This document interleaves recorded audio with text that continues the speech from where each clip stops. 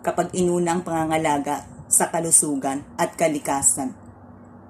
Wala nang mas pinakahigit pa sa pagkain ng gulay at prutas. Samahan pa ito ng pag-inom ng 8 basong tubig, sabayan ng pag-ehersisyo, tamang pagpapaaraw at wastong pahinga. Kapag ito ang mga bagay na ating inuuna at umiiwas tayo sa mga bisyo, pagpupuyat, labis na pag-iisip, tiyak nagaganda ang ating kutis, lalakas ang ating pangangatawan. Malalayo tayo sa anumang karamdaman, makakaiwas pa tayo sa napakalaking gastusin. Hindi masisirang ating pangarap at ang ating kinabukasan. At hindi rin malulungkot ang lahat ng mga tao na nagmamahal sa atin. Kalusugan, kapag ito'y lagi natin inuuna, tiyak na malaki ang tulong na ating magagawa.